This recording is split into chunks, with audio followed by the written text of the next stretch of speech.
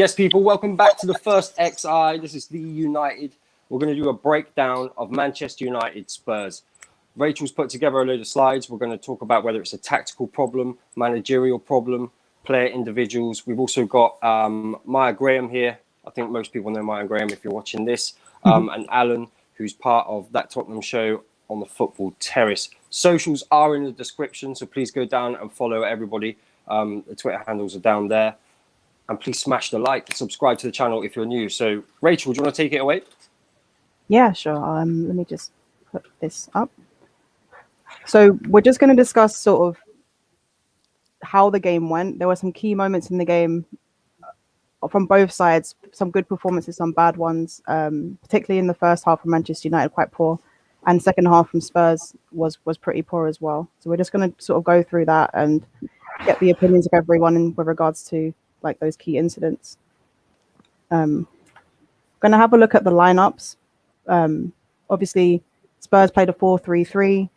You had Hugo Lloris, Aurier, Dyer, Rodon, and Reguilon forming the defense. Højbjerg as the 6, Lo Celso and Ndombele as 8, and then Moura, Son, and Kane forming the front 3. I don't know how Spurs fans felt about that lineup. Were you okay with that lineup? Did you enjoy? Did you expect any changes to that lineup, or were you okay with it? I think it was as I expected. To be honest, I was pretty disappointed seeing Dyer in the side, but beggars can't really be choosers. To be honest, out of Dyer, Sanchez, it's not. We haven't got a great bunch to pick from. So yeah, but I was expecting that lineup. To be honest, I don't know about you, Alan.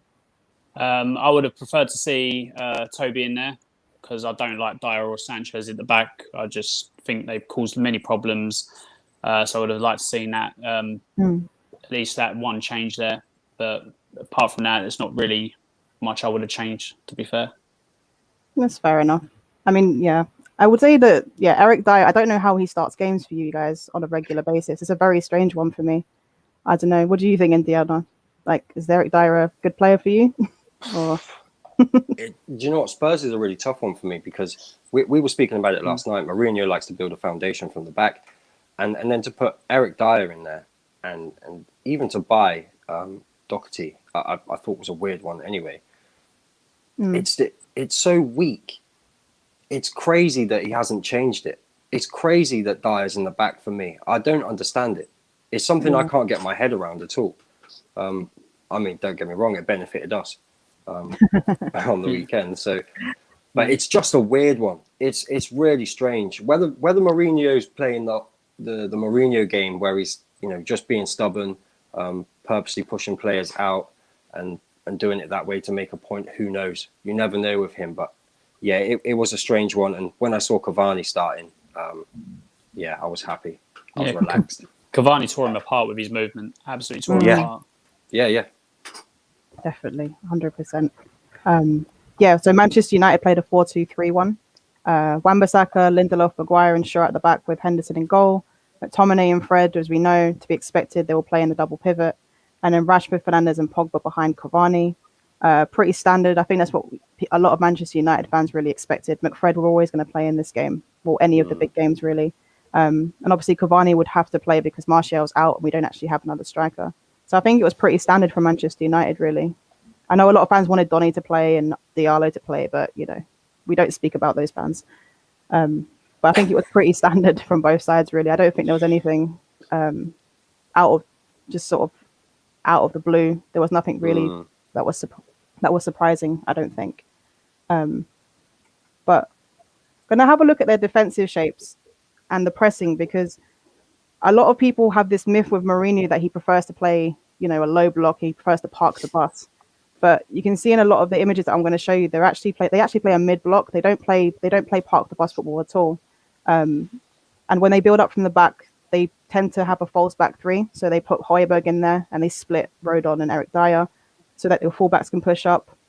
Pretty standard for a lot of teams at the moment anyway. With that, they usually have a central midfielder that will go into the back line.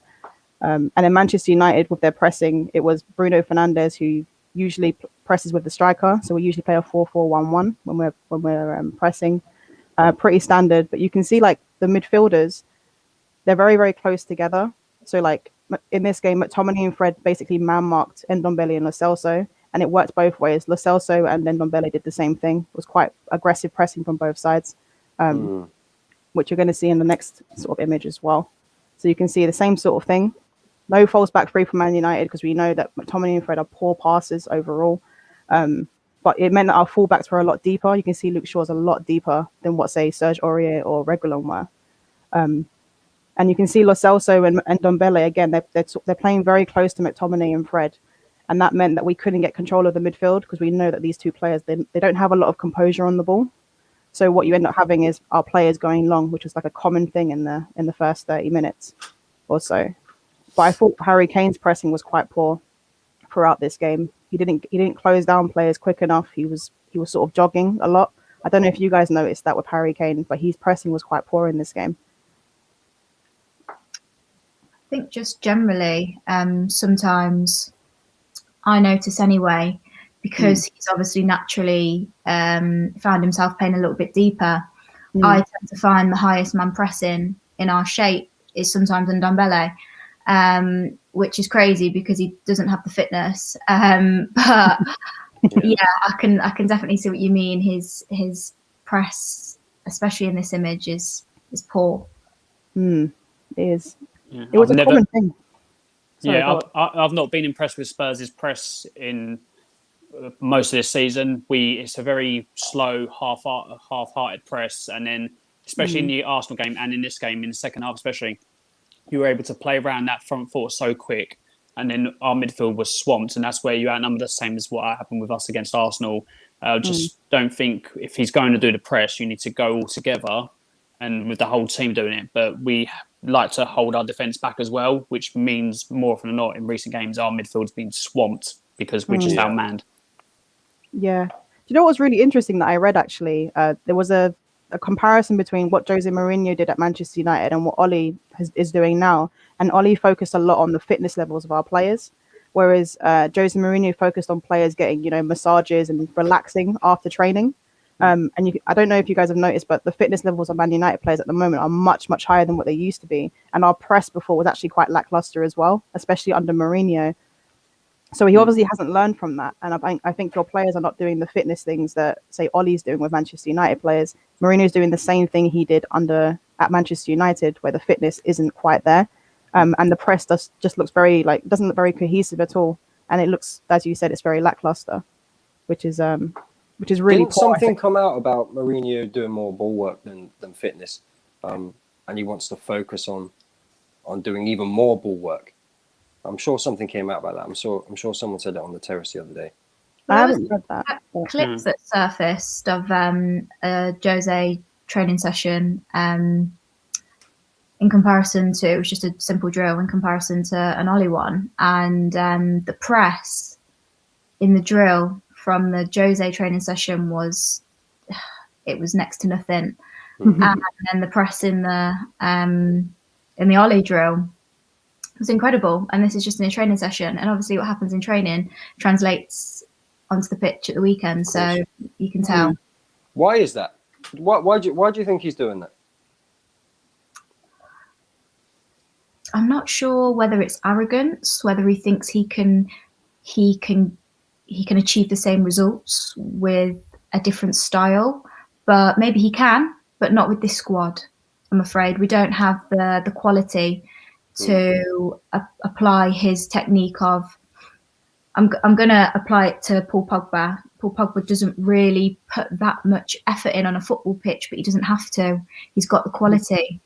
And that style of play can't be applied to our players because we don't have the quality. Yeah. Would you agree, Alan? Yeah, I completely agree. It's just talking about this type of stuff. So even a week on is just literally, it's just so depressing. It really is. No, I feel kind of bad now. You want to end the stream now? That's fine. It really is. No, that's fair enough. Gonna have a look at just a few key things in the first half. Something that Tottenham took advantage of a little bit. And this was Manchester United's midfield being all over the place at times. It for the first 30 minutes, I was actually fuming in this game, absolutely fuming. If you look at it here, so there's Ndombele and then there's Lo Celso. and you've got Fred and McTominay. Fred and McTominay were both on the right side of the pitch. Paul Pogba was very central, even though he's like sort of the left winger out of possession. In possession, he's allowed to come central, but out of possession, he's not supposed to really be central. But if you look at it here, McFred are basically on one side, and Lo Celso has so much space. Yeah. Just operating. It is horrendous. This is in the first few minutes of the game. I don't know if you remember. It's when Lo Celso gets the ball in this area. He has a poor touch, and he's stretching for the ball, and he plays it out to Son. And Son plays it to Lucas Moura, who has his shot blocked by Luke Shaw. And it was just this was a common theme in the first half. Like there was too much space in the center of the pitch for Lo Celso and Ndombele to pick up the ball, and there was no one around them. And I was honestly, it was the most ridiculous thing I've ever seen in my life. McFred has kept shifting to one side, but they weren't watching their man. And it was common like throughout the whole of the 30 minutes of the first half, not the whole first half, but the 30 minutes was really, really bad. No, our midfield was terrible. Everything about our midfield was terrible. Positionally, on the ball, off the ball, just everything. Everything. Yeah, I spent half an hour shouting at the screen. Yeah, I did. I honestly did because it was so bad, and all I could think was 6-1. Honestly, all I could think was 6-1.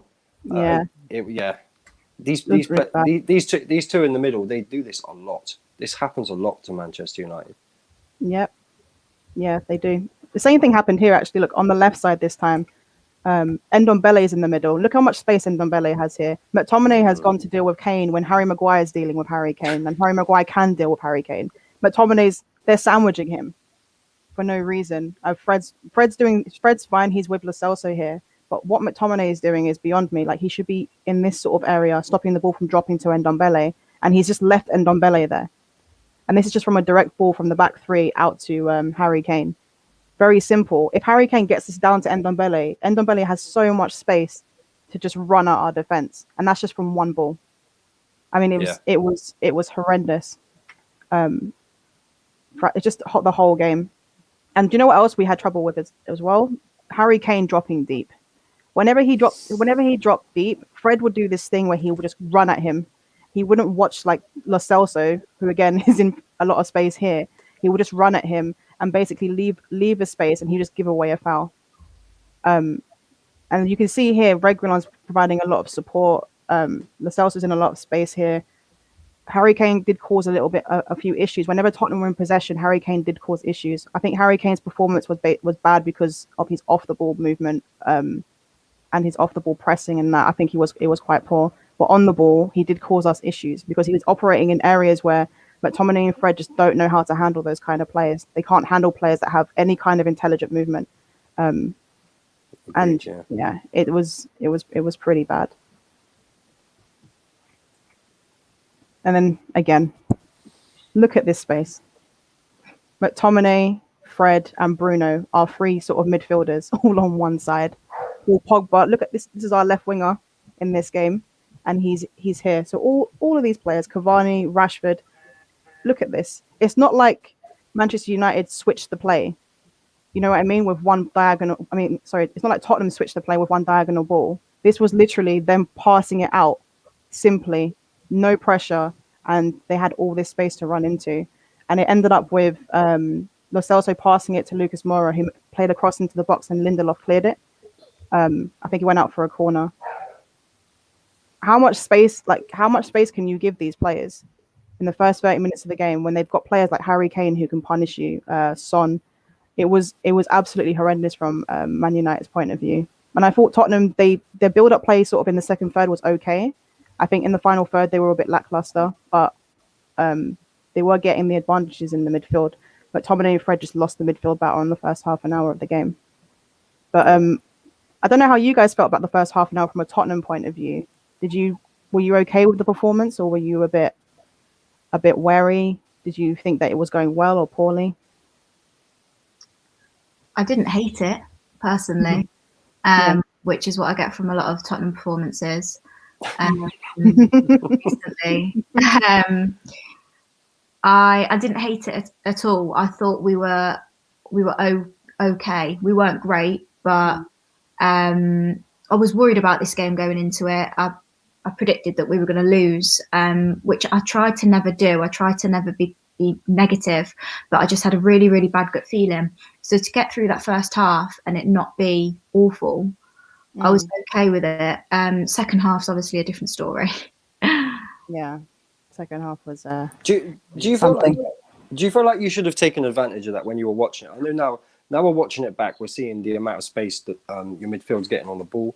I think 3 clips back, you could have had a 2 if Harry Kane wins the ball to and Dogbelly picks it up. You're 2-on-1 with Wan-Bissaka, and for me that only ends in a goal because his awareness isn't great, Wan-Bissaka, unless you're 1-on-1 with him. Do you feel like going back to when you were watching the game? Were you watching it thinking we are wasting opportunities, or is this something new that you're seeing now? I didn't think we were wasting opportunities. I think our build-up play is slow anyway. So although in the images it looks like there's a lot of room, we are very slow to move the ball sometimes from defence to midfield. So although it looks good in obviously that amount of space, I don't ever recall us having overlaps or two against ones or anything like that. For me, it's always slow build-up play from Spurs. But when I was watching the game, I was thinking to myself, it was an okay performance. I didn't see anything that made me think we're going to cause Man United a lot of problems this game. It's just same with every performance with us at the moment. Do you think that's a player issue? Do you think that's a coaching issue, or do you think it's a bit of both? I personally think it's a bit of a mix, to be honest.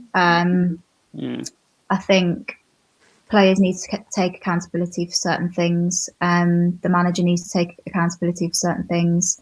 There's obviously a lot going on at Tottenham that isn't going right and not in the right direction. But I don't think it wouldn't be fair for me to sit here and say Jose out. Everything's Jose's fault because the performances that I've seen particular players put out recently is just simply not good enough. And it's not ability wise. It's not what you can coach. It's a mentality. It's a desire issue a lot at Tottenham. So I think it's a bit of both. Don't know how Alan feels about it. For me, it's players have to be held accountable for their own poor performances, but in the build-up play, in the tactics, the way the team's set out, and just how the energy levels are and all that. For me, that comes mainly from the manager. You instill that in him, and he was brought in for the mentality. He was meant to turn us into, rather than being Spursy, he was meant to instill that winning mentality in us, and it's gone backwards, to be fair.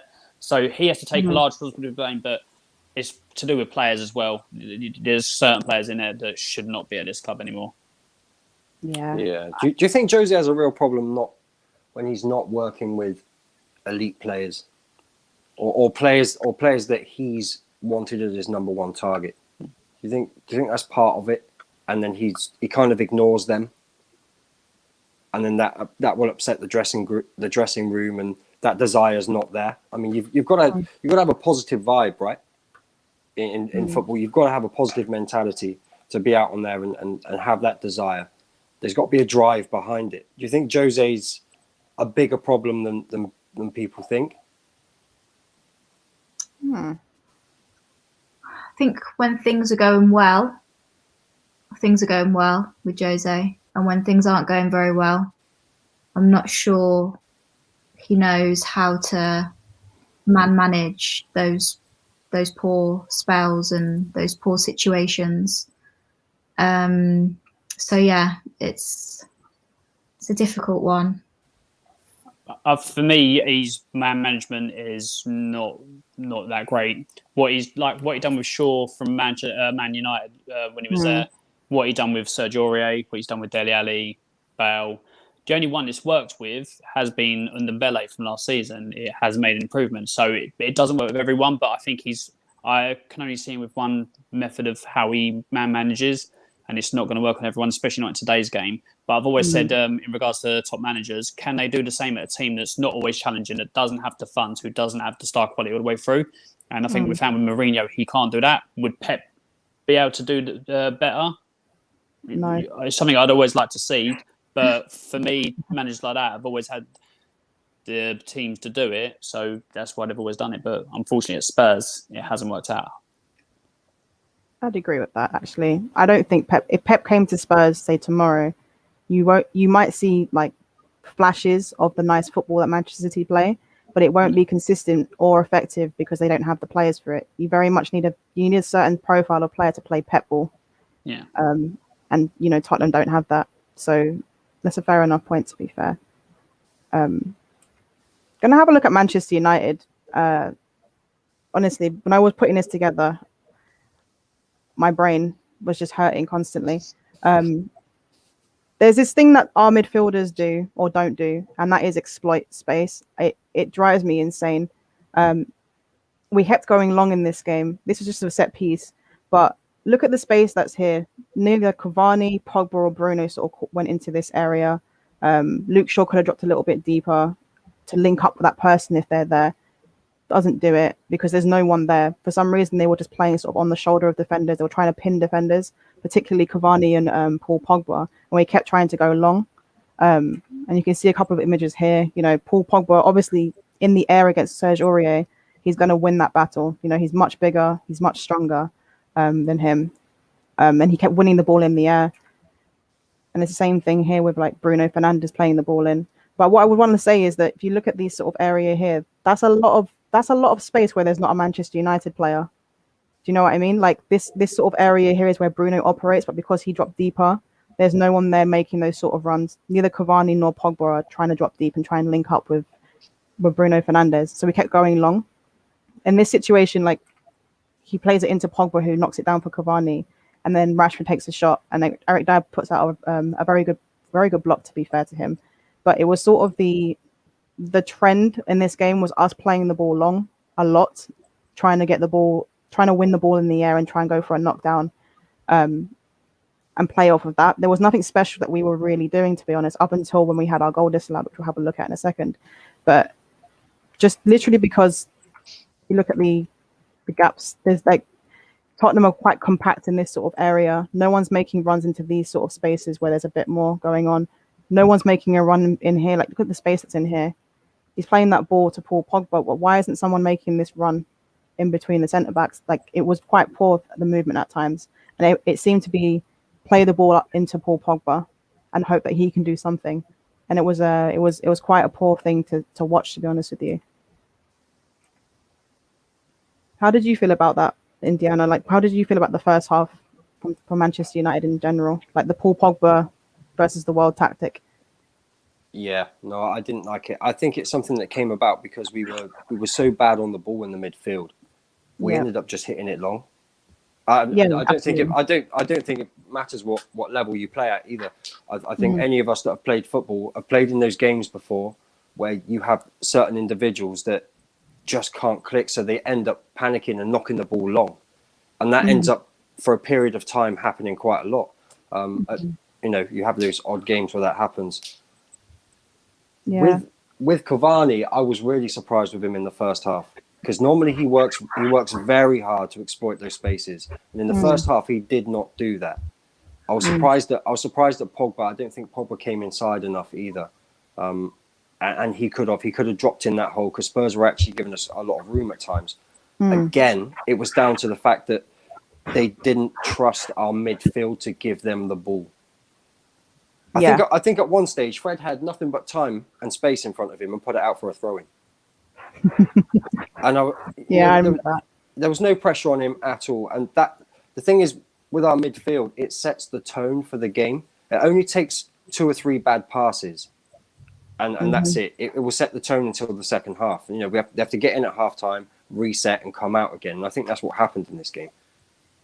Do you know what? I would say it happened after the goal was disallowed. We started to change things a little bit. It seemed to motivate our players a little bit.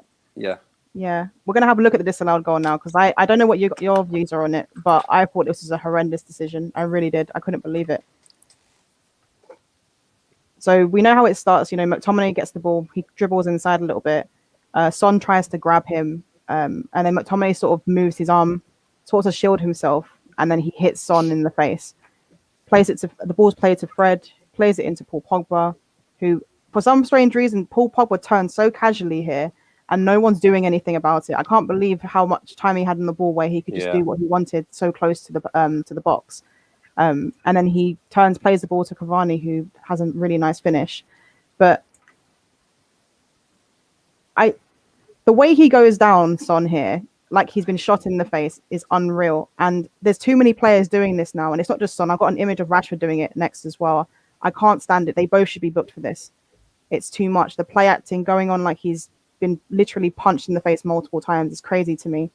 But if I compare it to Rashford's one, I mean, look at this. It's it's ridiculous. It really is. And it seems like the team that doesn't have possession seems to be the one that has the advantage. Do you know what I mean? If you have the ball, you seem to have the foul given against you or whatever. But for some reason, like this kind of play acting, I think they both should have been booked. And I thought it was really strange that Ollie did say about, if that was my son, he wouldn't have any food, because Rashford literally did it in the same game. So like there was no need for it at all. I don't know how you guys feel about this stuff, but I can't stand this kind of play acting. It really bugs me. Just book them, and if they do it twice, send them off. For me, I'm tired of seeing this sort of play acting. But I don't know what you guys think. I think under Pochettino, Son doesn't do that. And it's interesting that Rashford is also a player that's been coached by Jose Mourinho.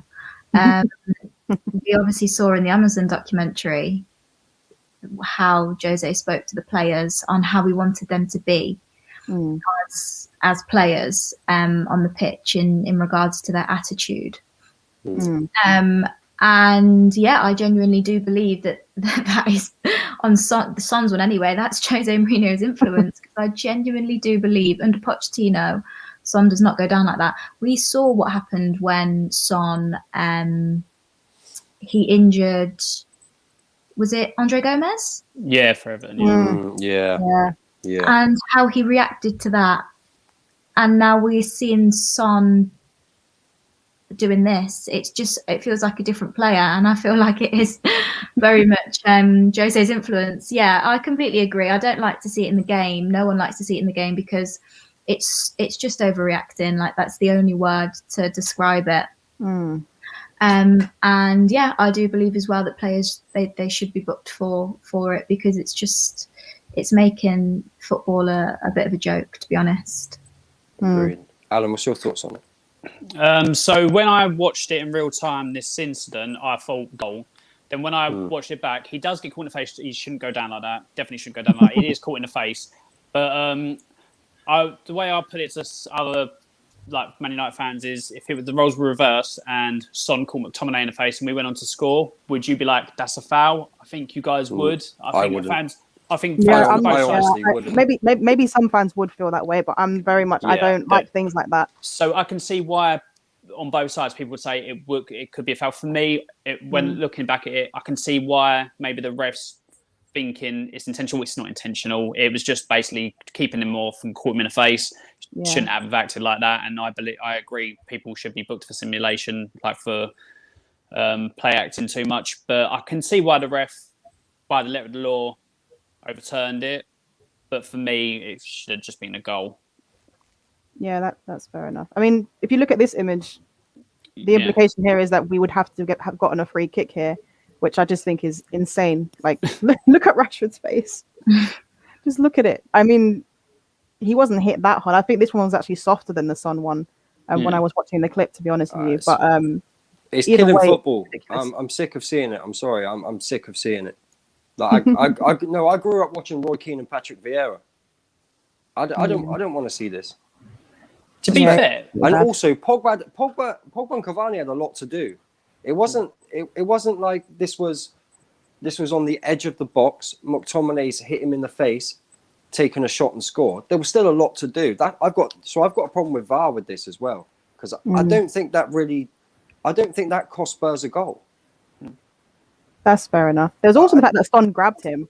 Yeah. So if they were going to bring it back, surely it would be our free kick in that situation. If they were going to go by their rules, do you know what I mean? It was a very strange decision to me for them to just get the goal kick basically and play it out from the back, which led to them scoring a goal. Funnily enough, they got Harry Redknapp in the VAR room. That's what it is. In regards to the play acting, though, when it first came in, basically the player would stay down until the refs asked them to kick the ball out or stopped it. But now, even now in games, a player will go down, hold a leg. As soon as they realise they haven't got a free kick, they get up and run off.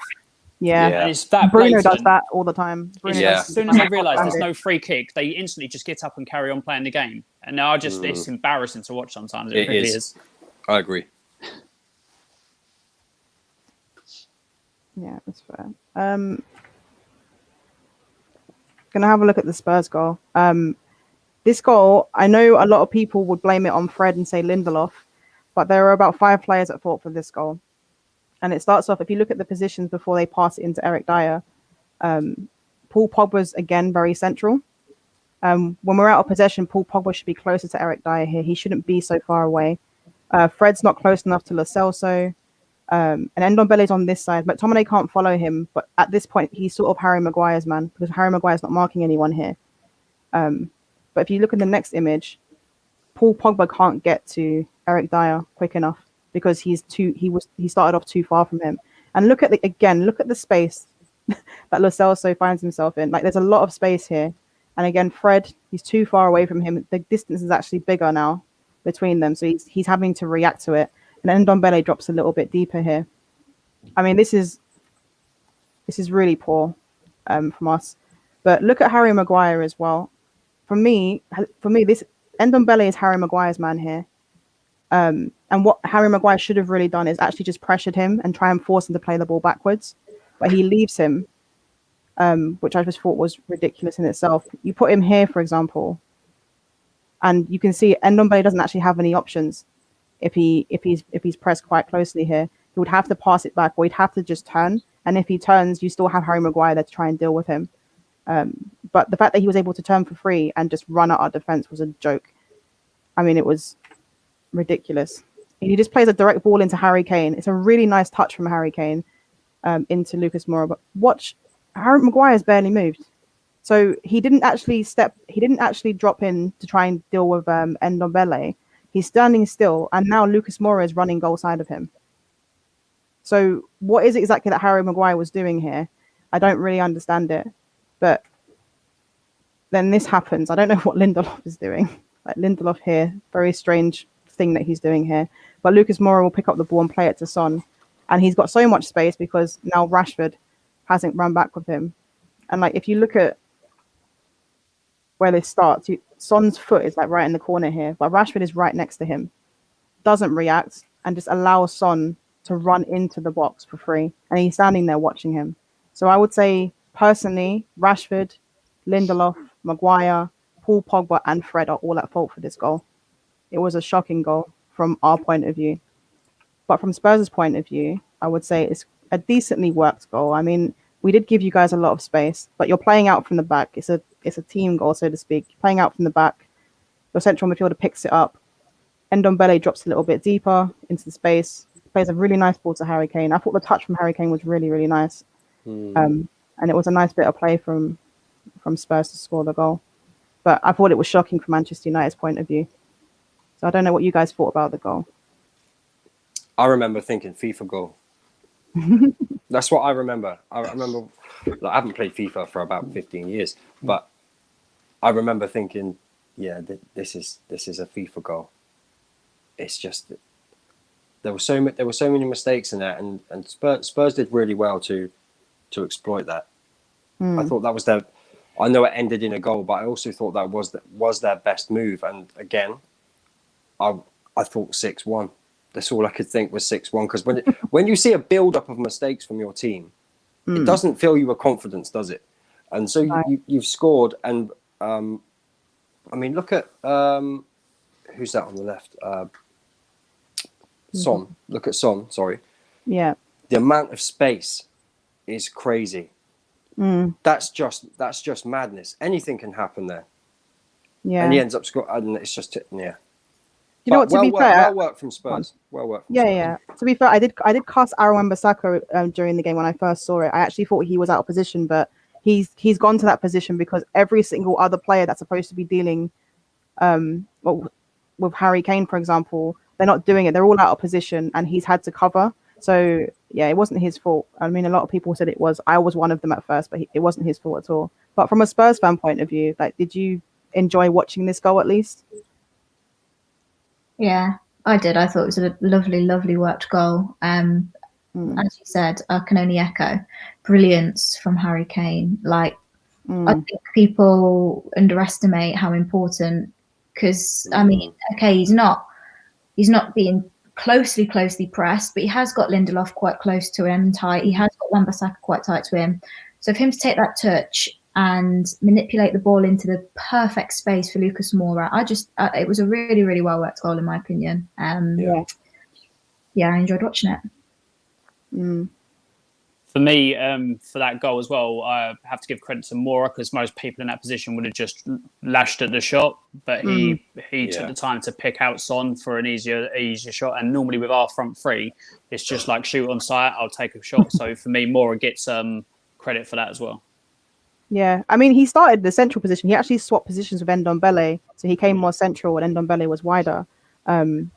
But the run he makes is very, very good. He runs in between our centre backs. But as I said, I thought it was just poor. I thought Harry Maguire was really poor in this goal. When I rewatched it, I was just like, you're just not doing anything. You're not adding anything defensively at this point. And he did have things that he could have done, but he just didn't do them. But I thought it was a good goal from Spurs, to be honest with you. No, definitely. Can I ask you? You said before about the fact you weren't very confident going into the game, both of you. After that goal scored, did you think you were going to win it? Did you think, this is going to happen now? You've won 6-1 before. It's going to happen again. It's going to be a 1-0, 2-0. What were your thoughts after this? No. No. No. We They've done a number on you, haven't they, Spurs? Oh my God. Maybe the Tottenham that was back in November, December, we maybe could have been able to see a game like this out. But this Tottenham of late, it was only going to go one way. And that was either draw the game or lose the game. Even if we'd gone 2-0 up, I would have put money on Tottenham still losing that game 3-2. Wow. It's just that I just feel like it's who we are at the minute. It's the mentality that we're in at the moment, because in most games since December, we'll go a goal ahead and we'll just sit back and allow teams to come onto us. And that's exactly. And that for me is the manager's tactics, is his philosophy on we can do that, and we just can't do it anymore. Literally since the first part of the season, we haven't been able to keep a lead in. I think the only game I remember us keeping a clean sheet was against Fulham away from home, 1-0. Can't remember another clean sheet, or maybe the 4-0 against Burnley. Sorry. Apart from that, we just concede. So sitting back and just being defensive. Same against Everton last night. We go 1-0 up, sit back, go 2-1 down, attack.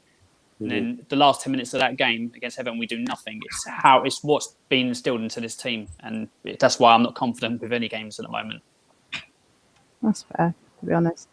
Do you know what? When I watch you guys play, it does look. Do you know what it is? When you guys score a goal, for example, you don't even look happy that you scored. It's like, okay, we've scored a goal. Let's just get on with it. It doesn't seem like you're very happy about scoring a goal. You don't look excited. You don't look like you're together.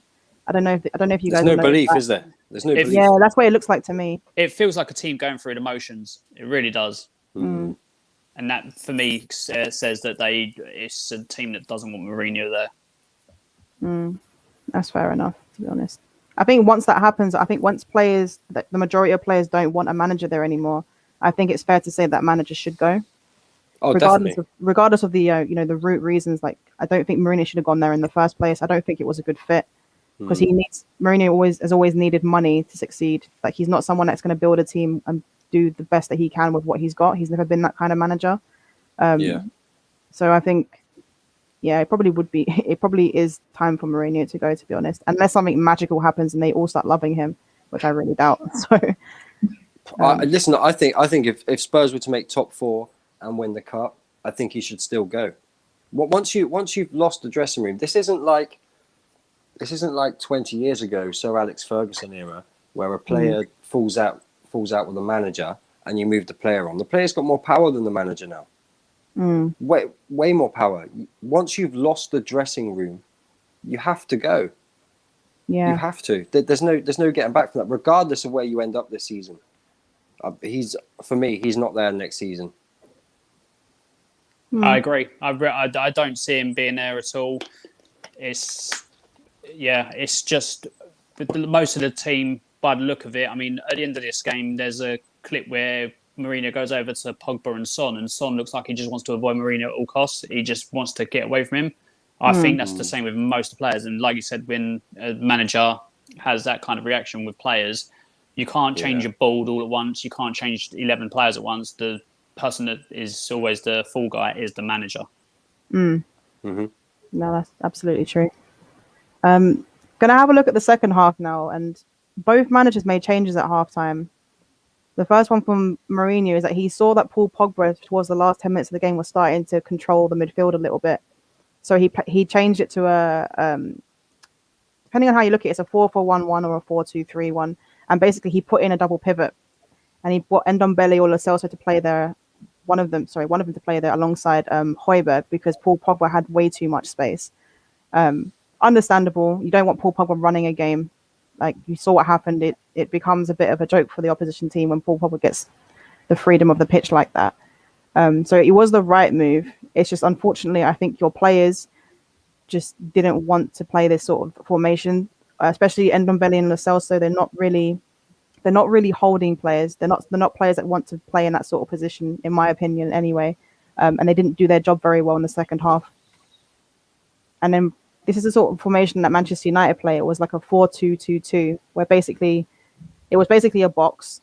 So you can see this will be Paul Pogba, Bruno Fernandes here, and they were basically like alternating tens. So when the ball was on one side, Bruno would shift to the right, for example. Paul Pogba will come centrally, and vice versa on the left side as well. And it just allowed our fullbacks to push up the pitch, which bypassed McFred, and it stopped McFred from actually playing the ball, like playing the pass. Yeah. It was all about our fullbacks getting the ball, playing it into Pogba and Bruno, or Cavani and Rashford. So it was a good move from us, because McFred, as we know, the passing is shocking.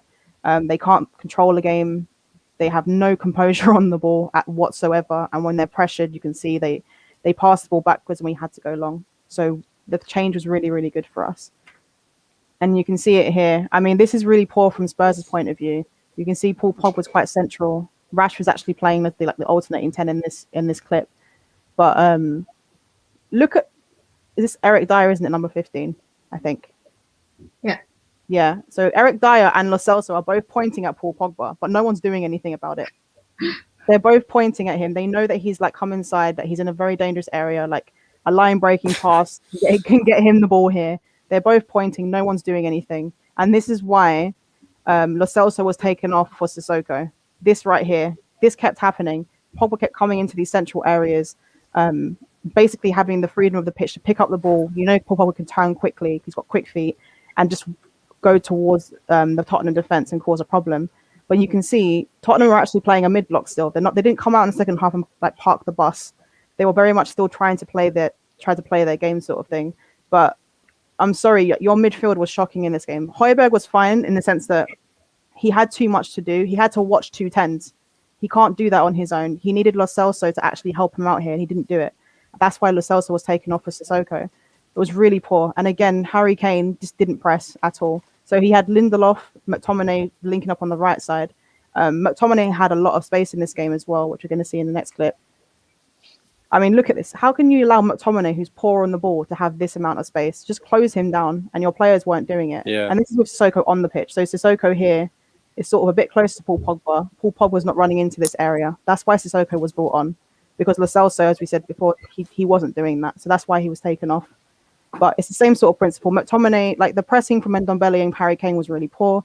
Too much space given to McTominay. Our fullbacks got to push really high up the pitch, and it forced you guys much, much further back. And it sort of led to the equalizer that we scored. But I don't know how you guys felt in the second half, but I noticed a lot of your fans were like, oh, it's park the bus football from Jose Mourinho, blah, blah, blah. Basically, this sort of false narrative that sort of came out, and it happens quite a bit. But a lot of the time, when your line is supposed to be a mid-block and your midfielders lose the midfield battle, what ends up happening is your line gets deeper and deeper until you're in your own box. And this happens. This is quite common with Spurs. I've noticed it in a couple of games. What happens is your midfield has no control of the game, and your defensive line is pushed further and further back until you're basically parking the bus. But it's not an intention from Mourinho to do that. It's actually because your midfielders are, quite frankly, not good enough in possession. And even out of it, I mean, like I said, the pressing is really, really poor. But I don't know how you guys feel about that. Like, are you of the opinion that Mourinho always parks the bus? Do you think he's very much a, what's the word? A park the bus manager? Or do you think he gets a bit of unfair criticism with regards to that sometimes?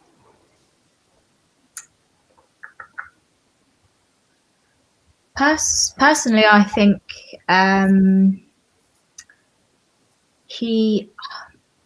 gonna say he doesn't park the bus, but he does play defensive football. Now I know that sounds stupid, but I do personally think they're slightly different things. They are very different. He doesn't. I think parking the bus is when you go 2-0 up, you're in the 70th minute, and you just want to see out the win. You park the bus.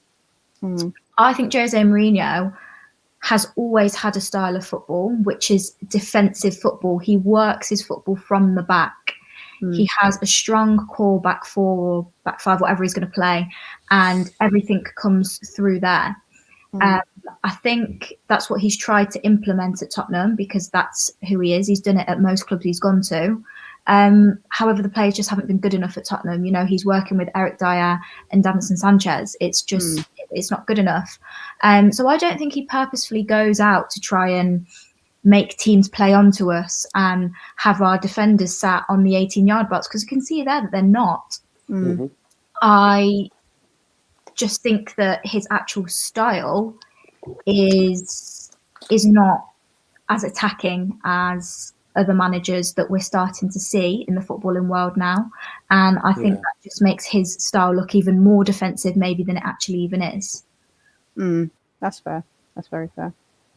Yeah, it just goes back to what I said, like our press is sometimes non-existent, which means the midfield are absolutely swarmed. And when you've got class like Pogba and Fernandes, you're going to be outplayed. And then obviously the defence feels like they have to drop back because we're just losing the midfield battle. And when you've got all that happening, it looks worse than it probably is at the first point. But in that position, Sissoko, for me, he's brought on. He should be keeping an eye on Pogba, but Pogba's behind him and he's lost him completely. He can't see where he is. See, this is the problem. We take the Celso off because he's not doing that job, rightly so. I think it was the correct decision. Yeah. Jose Mourinho has to bring on is Moussa Sissoko. And no disrespect, because, you know, he's been a good servant to us, but he hasn't got a world-class midfielder that's going to do that job to an absolute T. He's got Moussa Sissoko. And I think this is where a lot of, you know, the problems are at Tottenham is that the personnel and the squad just isn't up to scratch. We should be able to bring on a player that's going to do the job that is asked of him. And you can see right there that Sissoko wasn't doing that. Sissoko, when he came on, by the way, I'm pretty sure if I remember, was absolutely awful.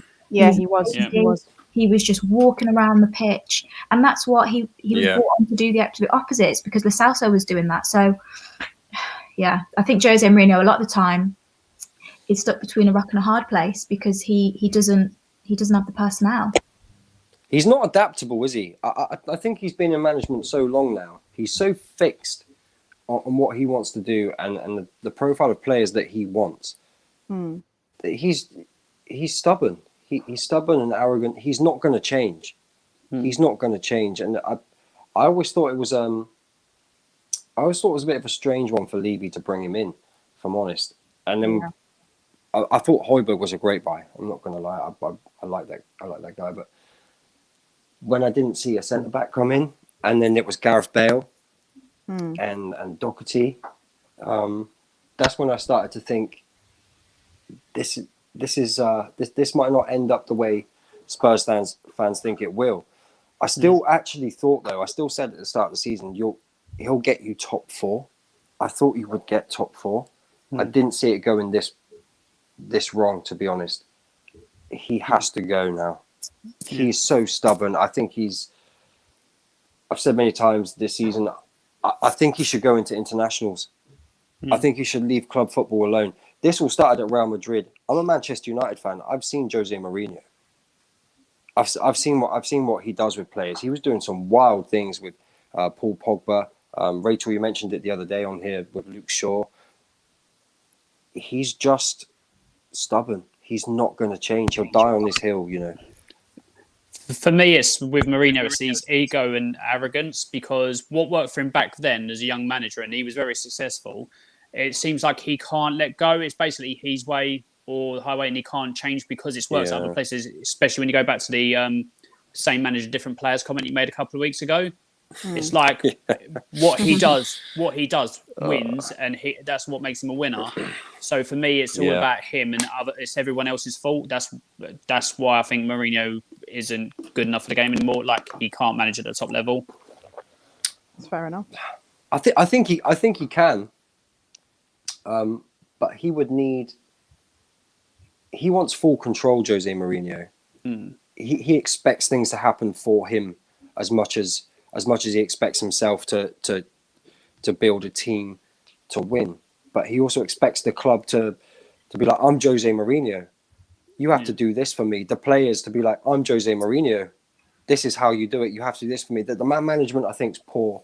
And I think he's actually in denial as well about himself. It's sad to see, really. No, it is. It's sad to see, because there's no real criticism of himself. Yeah, there's no responsibility, is there? He can do it wrong. Yeah. Yeah.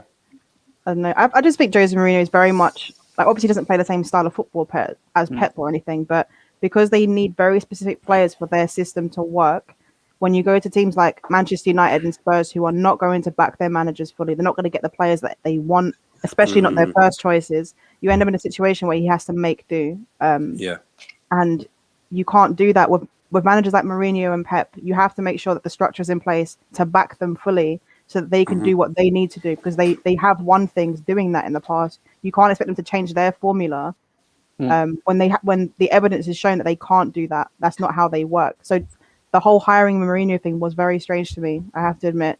The Daniel Levy, Jose Mourinho combination, to me, you just never would have pictured it. If someone told me a few years ago that was going to happen, I would have been like, there's no way. It doesn't make any sense whatsoever to me. But it is what it is, unfortunately, for you guys.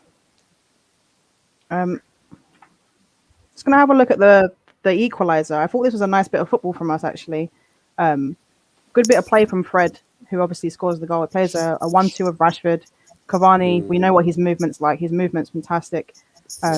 Gets the shot off, and obviously, Fred picks up the ball. Obviously, the goalkeeper, I would say, it's kind of difficult, isn't it, for goalkeepers sometimes when they get the ball blasted at them like that. He makes the save, but it goes straight into the path of Fred. It's not, parried wide. It's sort of in center of the box sort of thing.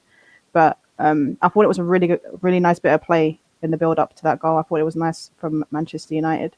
And Fred gets a goal, which is like a rarity. He never scores. Quite embarrassing for Spurs that Fred's the one that scores against you, to be honest. But it was a nice goal from us overall. I don't know how you guys felt about the defending here, because it's crazy that Marcus Rashford is surrounded by so many of your players, and we managed to get out of that and basically take out that whole section of players. It's as I say with Spurs defending, especially when Dyer's in there, static, absolutely static. The way he loses his man so easily because he just is so static. Rodon's young, so I try not to blame him as much, but he has got mistaken him like he did against Liverpool. But he's young, he's learning. But for me, that's why Toby needs to be in there, because Toby's got the experience. Yeah, he's got mistaken him as well, but he's got experience and know-how. But anytime I see Dyer or Sanchez, especially together in that back line, I just think we're going to ship goals, and we always do. Yeah. What's going on with Toby Alderweireld? Is he injured? Like, is that the problem here, or does Jose Mourinho just not fancy him? Which is crazy, because he wanted him at Manchester United. So, I don't know. Is it just a relationship breakdown there, do you think? Your guess is as good as ours. We actually don't know. He seemed to be in favour and then out of favour and then back in favour. So it's not like a Dele Alli or a Luke Shaw or a Ndombele, like he hasn't completely shut him out, because through spells in this season he has been in favour. I think towards the start of the season, especially when we were doing well, I think we were sat top of the league, Dyer and Toby were our centre-back pairing. So I'm not really too sure what has happened, to be honest. I think he has, he has realised that he's getting on a bit. He's not the quickest. So playing him alongside Dyer, who, as Alan says, he's static, it started not to work. So we brought in Sanchez, who is, in all fairness, he's a lot more athletic, much faster, and so is Joe Rodon. But at the end of the day, like Alan said, they're young and they're quite naive, both Rodon and Sanchez, and Toby just brings that Premier League experience. So why wouldn't you play Toby and Sanchez then? Yeah. Why is Eric Dyer the guy that you have to play next to? He's tried them all out. I don't think there's a centre back partnership that he hasn't yet tried together. In this spell, ever since I think it was the Liverpool game in December, we have just capitulated. We've been awful. So for the last 4 months, I think he has tried every single centre back partnership possible, and none of them have really worked. We've been awful for the last 4 months. So I don't think he's convinced by any of those partnerships, really. For me, with Mourinho, he wanted to bring Dyer to Man United for quite a couple of seasons, didn't he? He just likes Dyer as a player, so that's why he's going to. But not as a centre back, surely. Well, I don't know what he wanted to take him to Man United for, but I was praying that he didn't bring him. I didn't want Eric Dyer at the club. I was so happy we didn't get him. Honestly, I don't know what the obsession was with Eric Dyer and Mourinho. I don't get it. I just even as central midfield. Yeah, it must be, because even as central in the documentary, I didn't like it him was so funny. Remember when Eric Dyer walks in and Jose asks him if he can speak Portuguese and everything in his time in Portugal. It was like a long lost son. It was cringy to watch. It was so weird. Yeah, it was weird, to be fair. I think, do you know what? When we equalised, I would say that Spurs had a few chances. I think there was one. I think this one here shows the one where Son takes a shot and Henderson makes a good save with his feet. Sergio Aurier makes a pretty good run here. His touch was pretty good as well to bring it inside, but there wasn't enough space for him to take the shot. It was blocked, and then it falls for Son. I don't think Spurs had that many like clear-cut chances or anything like that on goal. I think there was an incident where there was a corner, and I think it came off the crossbar, didn't it? I think Edison Cavani sort of headed it onto the crossbar when he was defending it. But overall, like, look at the space that starts to open up here. You know, there's so much space on this side. Like AWB has a lot of space to run into on the right side. Paul Pogba and Bruno just doing what they're supposed to be doing, getting in between the lines. We played a lot on the right side, I would say, in the second half, which was a change of pace. Usually we were very left-sided, but we played a lot on the right. AWB was very, very good in the second half overall, but there was just so much space that, as you said before, Sissoko wasn't doing his job at all. He wasn't tracking Paul Pogba. The pressing was poor. It was just, there was too much space for Manchester United to operate in. Like, Paul Pogba kept picking up the ball in these areas, and look at the space on this side. That's Son there, and there's Reguilon there. Reguilon's looking, but he's not really doing anything about it because he knows it's a bit too late. But your team's very central, you know. There's 8 of you there. Well, there's 9. There's 9 here. Like 8 or 9 players just in this area, very, very central, not dealing with the width.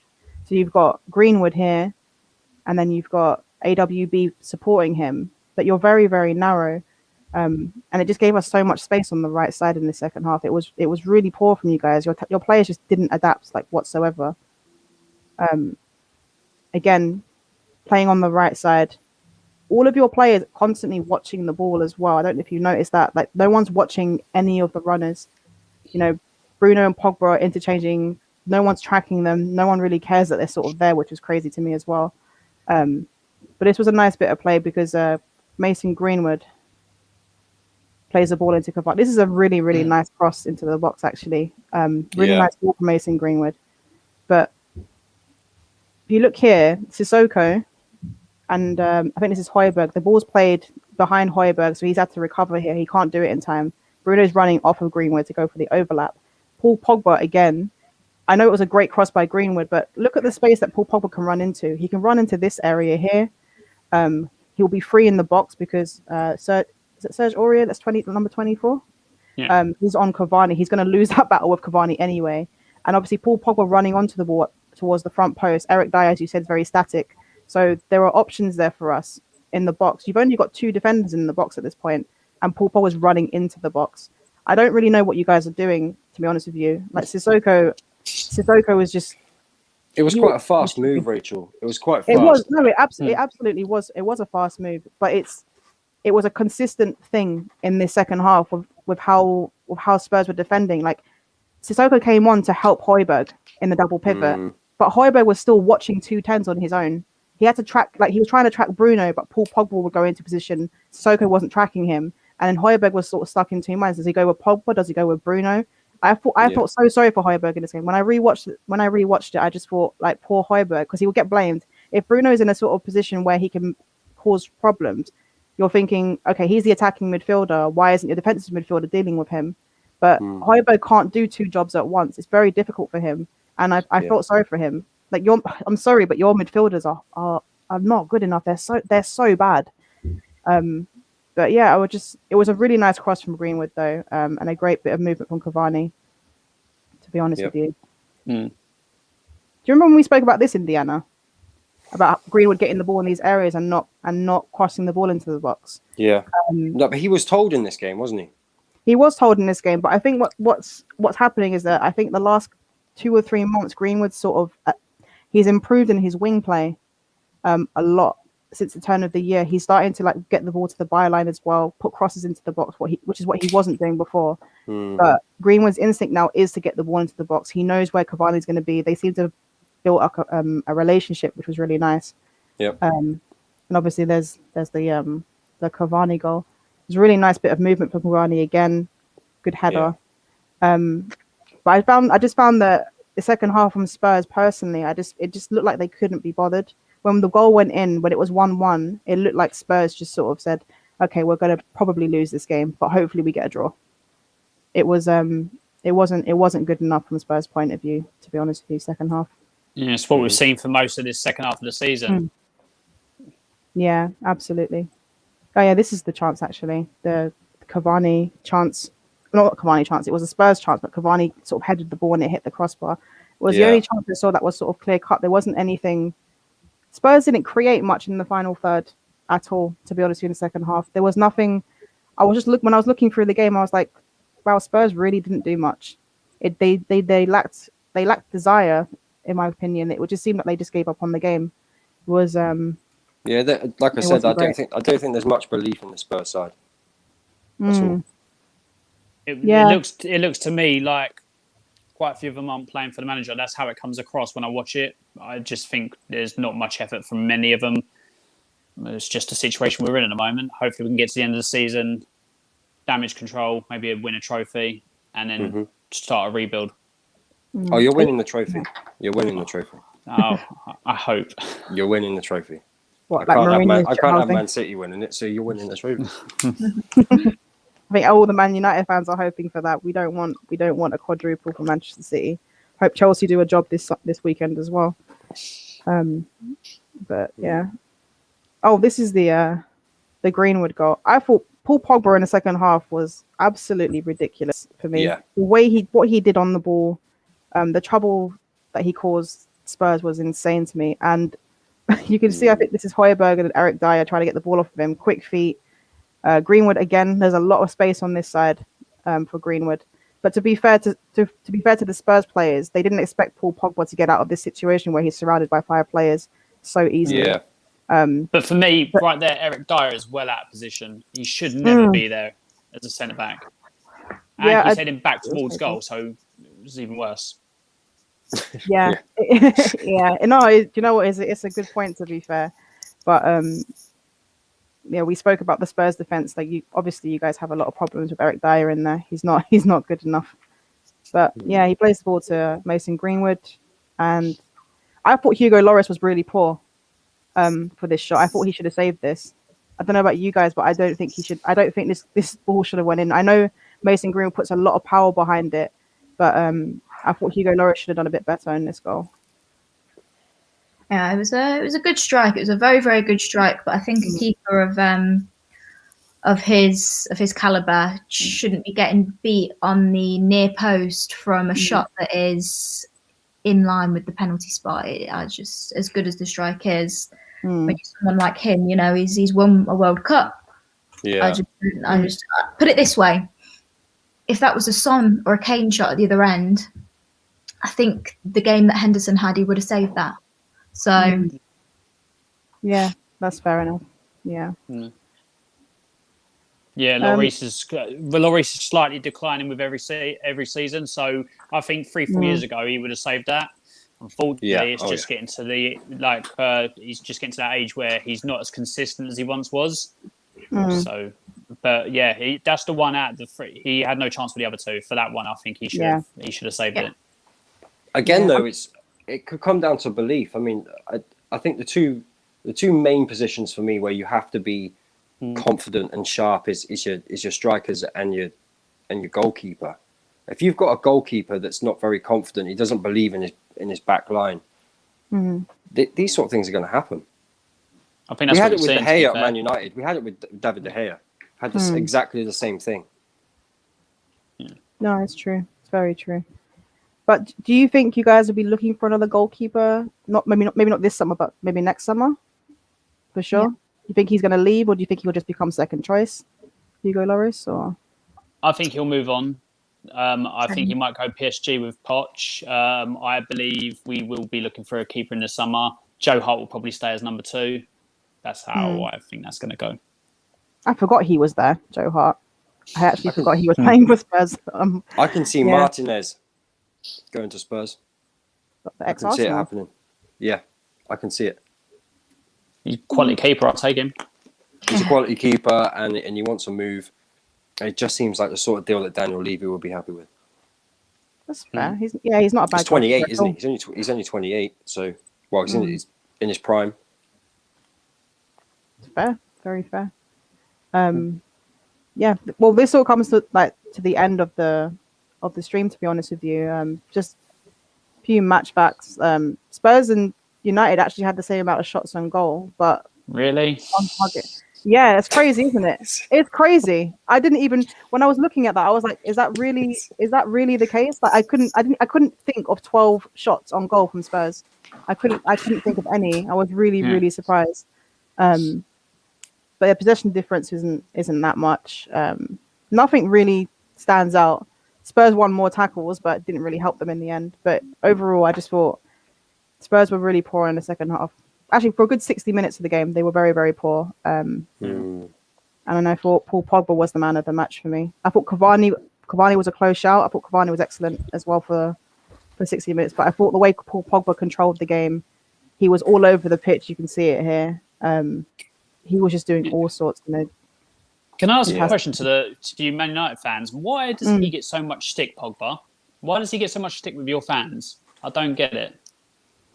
I think a large part of it actually was Pogba under Mourinho, if I'm honest with you, because I think he was asked to do a fixed role, and one of the biggest problems was that as a World Cup winner and playing in Juventus as well, so Manchester United didn't have Pirlo, Marchisio, Vidal, Bonucci, Chiellini, Patrice Evra, didn't have that.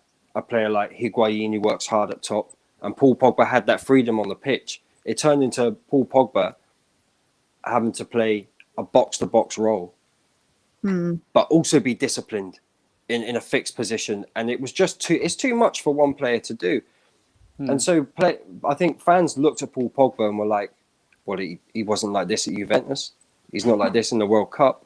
And they couldn't separate the two or three different performances that you have for the clubs. That Paul Pogba is an outstanding player. If Manchester United signed a Declan Rice right now, you would see a next level of Paul Pogba. You really would. I think he gets stick because he's big on social media, right? He loves his social media. But people love Paul Pogba. People who play with him, people who managed him. Forget Mourinho because he's Mourinho. But Yeah. everyone loves Paul Pogba. I think it's fans being ignorant. If I'm honest, it can't be anything else. Yeah, no, I don't know. Like Paul Pogba for me, he's my favorite player at the football club. Personally, I think he's an exceptional footballer, but he does have a habit of doing the wrong things in games as well. I mean, he's not the perfect footballer; no one is. But for me, Paul Pogba is exceptional on the ball. He's got fantastic ability, but I think it's gotten to the stage now with Paul Pogba because there's a sort of shift in the way midfields are sort of working. And Paul Pogba can't play in our system. I don't think he should be playing in the 4-2-3-1 anyway. No. I'm watching the way he's playing, and I think he looks more comfortable further up. He looks more comfortable on the left when he's playing on the left wing than what he does in midfield at times. Yeah. And I think it comes down to there's a lot more players that are pressing. A lot of teams also 2v1 him as well. They put a lot of players on him, and he doesn't get to do what he needs to do. And he's doing it in deeper areas of the pitch. And I think that if you put him further up, and you just let him cause problems there in and around the box, that's where you need Paul Pogba to be now. It's just a shift in the sort of how midfields are working. And I think Paul Pogba's sort of in limbo with it, especially when he's playing like for us. He's not the same sort of player. International football, he can play deeper. It's a lot slower as well. So he's not pressed as quickly. It's not as cohesive, the press in international football. So he looks like a much better football player. But I just think in the Premier League, I think he's probably better off playing a little bit further up rather than deeper, personally. Yeah, no, I agree. I just think if you had a DM who could recycle the ball quicker, you would see a next level to Pogba again. Yeah, it doesn't look like he trusts the players around him. Sometimes, you know, when you see him with a Fred or McTominay, they'll be like 5-10 yards off of him, and instead of popping the ball off, he'll try and turn and roll the player. Yeah. Which tells me he doesn't trust them completely, but it is what it is. Manchester United got problems too, you know. Maybe not next season. Maybe we'll sign Harry Kane. Thank you, Maya. Thank you for coming on. Again, people, socials all in the description below. Please like the stream. Subscribe to the channel if you haven't. And we are back. We're back this evening. We're doing a bit of extra time this evening, so please tune in for that. But again, thank you, Alan, Maya. Thank you, Rachel. Yeah, thanks guys for coming on. Thanks for having us. Thank you. No worries, anytime.